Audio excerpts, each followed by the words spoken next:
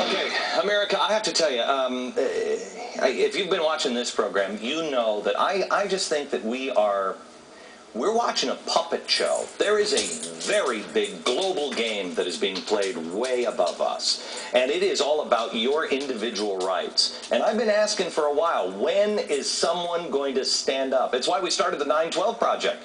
It's what, I mean, that thing right behind here, it was because I thought, when are people going to stand up? When are people? And they have stood up. We have over 500,000 people that are part of the 9/12 Project. They're 9/12ers.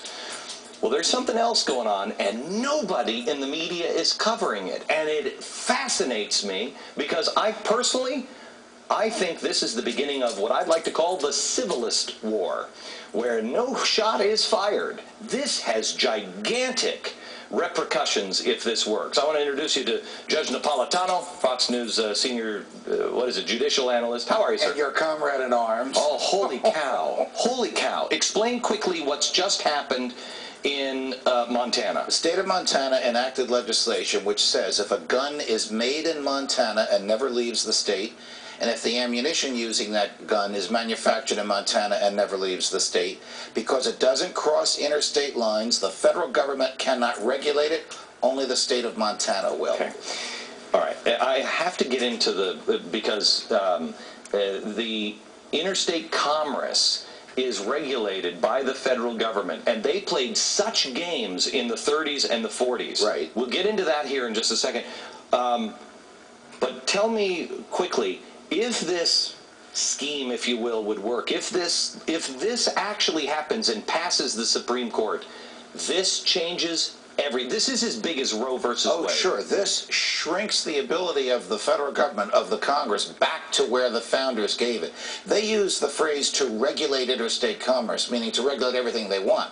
The founders used the word regulate, meaning its original meaning, to make regular, to make sure there is interstate commerce, not to tax it, not to regulate it, and not to legislate it out of existence. America, listen, if you care about your country, if you are somebody who believes in states' rights, individual rights, etc., this is huge, and you've got to start doing this in your state. Let's go to Utah. I'm going to introduce you to two people. Utah State Representative Carl Wimmer and Texas State Representative Leo Berman. Let me start with, let me start in Utah here. Representative Wimmer, first of all, you started the Patrick Henry, what is this, the Patrick Henry Caucus? Yeah, Glenn, the Patrick Henry Caucus is a brand new caucus that we're formed. We just finished forming it here in Utah, and we intend on taking it to every state in the nation. What it is states fighting back.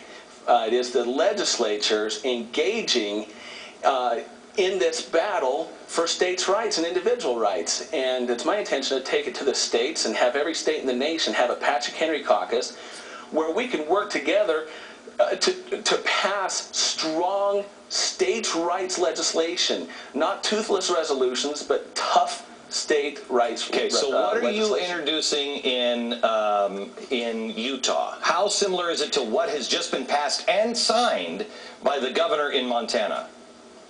We are going to be running a law that is almost identical to Montana. Right now we are actually looking into making it stronger. The liberals like to have these sanctuary cities that protect illegal immigrants who come and violate federal law. I'm looking into the possibility of creating a sanctuary state to protect our constitutional rights, especially the Second Amendment. We're looking into seeing if we can't strengthen Montana's law, take it further, and essentially tell the federal government that any further gun bans, any further gun regulations in violation of the Constitution will not be recognized in this state. I understand that you're a 9/12er. I am indeed. That was one of the things that led me into creating the Patrick Henry Caucus. I was, one day after a 9/12 meeting, I was looking at my children, and the thought came to me that I do not want to grow old, Glenn, and have to answer to them, Dad, you're in the legislature. Why didn't you fight harder for my liberty and my freedom?